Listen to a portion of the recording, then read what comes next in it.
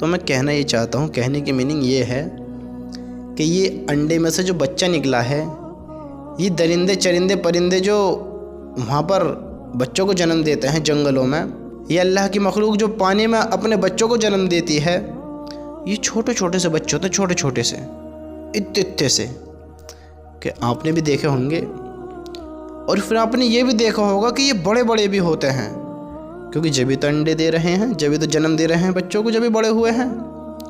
تو یہ جو بڑے ہوئے ہیں یہ بھی کبھی بچے تھے، اور جب یہ بچے تھے تو یہ اپنی زندگی کو گزارتے گزارتے گزارتے گزارتے اتنے بڑے ہوئے ہیں، اور اتنے بڑے ہوتے ہوتے ہوتے انہوں کو کوئی ایک آدھ منٹ نہیں لگی، انہوں کو بھی ایک ٹائم لگا ہے، اور اس ٹائم کے دوران ان کو کافی مشقتیں پیش آئی ہوں گی، کافی چیزوں کا اسٹرگل ان کو ہارڈ کرنا پڑا ہوگا، ہر مخلوق کرتی ہے جس طرح سے۔ تو ان کو بھوک بھی لگی ہوگی، پیاس بھی لگی ہوگی، ان کو درد بھی ہوا ہوگا، ان کا دکھن بھی ہوئی ہوگی، ان کو پریشانی کا سامنا بھی کرنا پڑا ہوگا، ان کو کسی چیز کی خوشی بھی ہوئی ہوگی، یعنی ان کے ساتھ بھی ہر وہ چیز ہوئی ہوگی جو ہمارے ساتھ بھی ہوتی ہے۔ بس فرق اتنا ہے کہ ہم افضل ہیں اور یہ اتنے افضل نہیں ہیں۔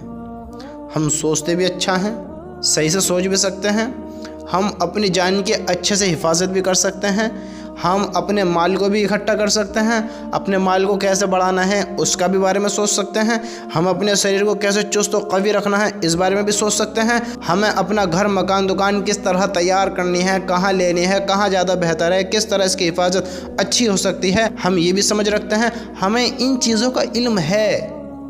ہم بہت زیادہ چیز بہتر سوچتے ہیں، بہتر۔ ہم دیکھتے بھی اچھا ہیں، چلتے بھی اچھے ہیں، دوڑتے بھی اچھے ہیں، سنتے بھی اچھا ہیں، بولتے بھی اچھے ہیں، ساری چیز بہتر کرتے ہیں بالکل۔ تو یہ جو مخلوق ہے یہ ویسا کچھ خاص نہیں کرتی۔ تو آپ نے دیکھا ہوگا کہ ان کے بچے بھی بڑے ہو جاتے ہیں جیسے ہم سب بڑے ہو گئے، یہ بھی ایسے بڑے ہو جاتے ہیں۔ تو اللہ رب العزت نے جو کہا ہے کہ میں ایسے دوں گا رزق جیسے پرندوں کو دیتا ہوں، سمجھتے ہو، جیسے پرندوں کو دیتا ہوں، تو دیکھو تو صحیح پرندوں کو جو دیتا ہے اس نے کتنے درندے پرندے چرندے، دھاڑنے والے چنگھاڑنے والے، پھاڑنے والے ہنہنانے والے، گرانے والے چنگھاڑنے والے، یہ پانی میں رینگنے والے، بلوں میں رہنے والے، یا آسمان میں اڑنے والے، زمینوں پر ڈسنے والے، یہ بھاگنے والے دوڑنے والے، کتنوں کو ان نے پال کر دکھایا ہے میرے اللہ نے۔ دیکھو تو صحیح کتنوں کو پال کر دکھایا ہے۔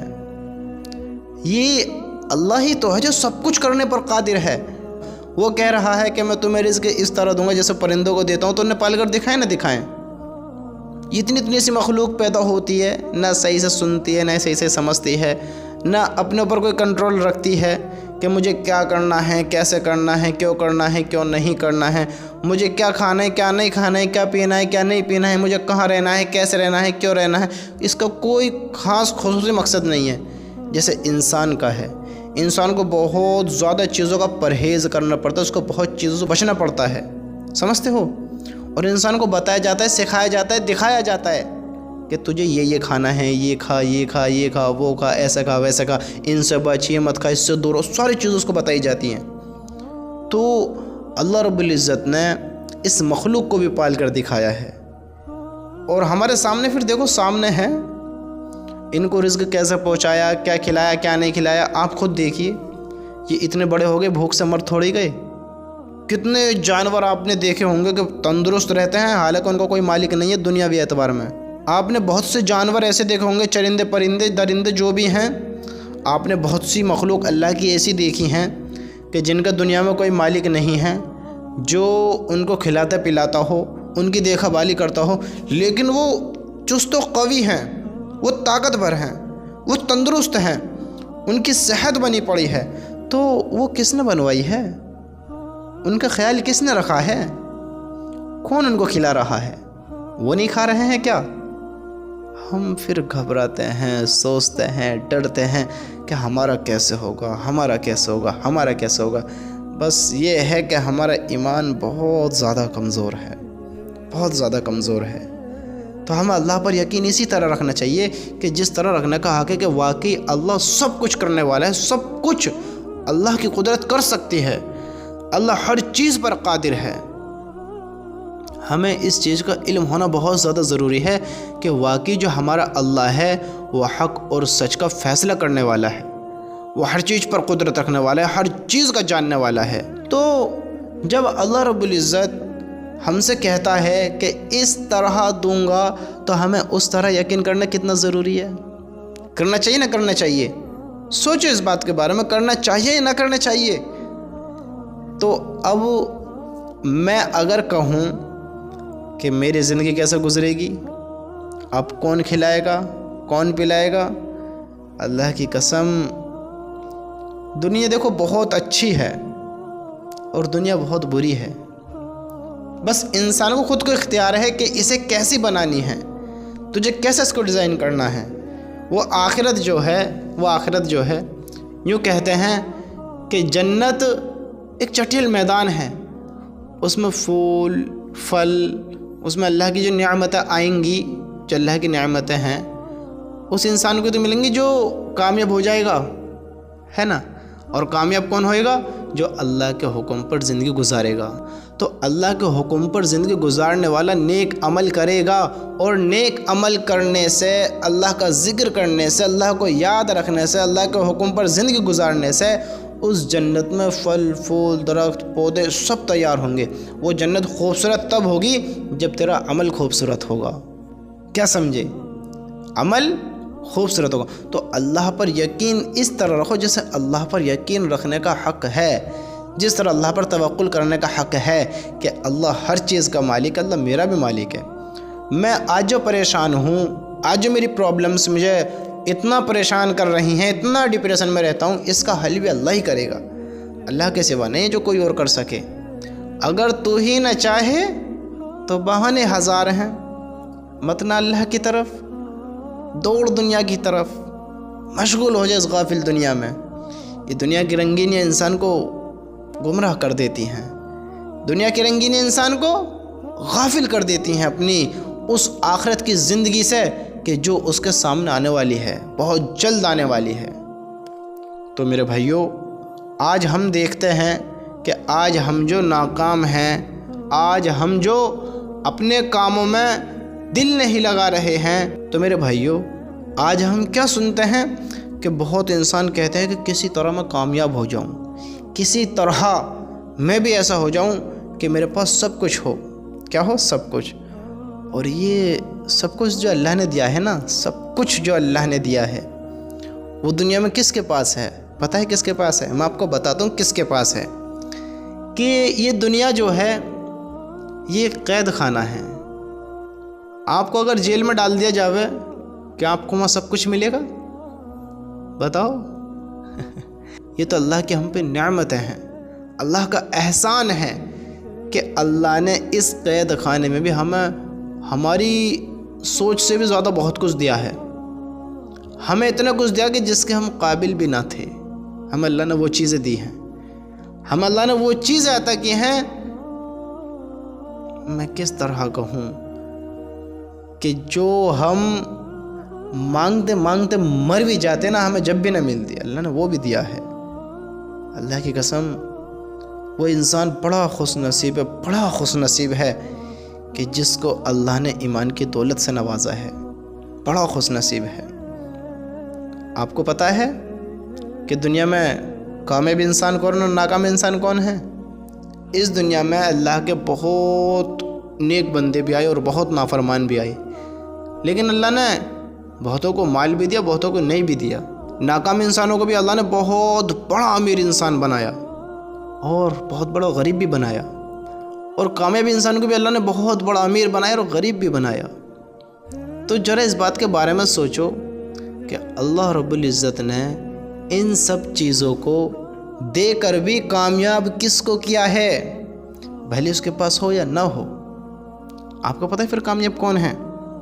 آپ جو پریشان ہوتے ہیں، آپ ٹینشن میں رہتے ہیں، دکھ میں رہتے ہیں، آپ کو پریشانیوں کا سامنا کرنا پڑ رہا ہے، وہ کس لیے کرنا پڑ رہا ہے؟ کہ آپ اپنی زندگی سے تھک چکے ہو، آپ کمانے کی سوچنے سے، پیسے کی دقت سے، آپ اپنی خوشیوں کو حاصل کرنے سے، آپ آرام پانے کے لیے اتنی محنت کر رہے ہیں، اتنی محنت کر رہے ہیں کہ آپ دن رات ایک کر دے رہے ہیں کیا کر رہے ہیں؟ اتنی محنت کے رات دن ایک کر رہے ہیں۔ یہ کتنی بڑی بے وقوفی کہ انسان، ایک میں مثال دیتا ہوں کہ انسان بڑی محنت کرتا ہے، بڑا ہونہار ہوتا ہے۔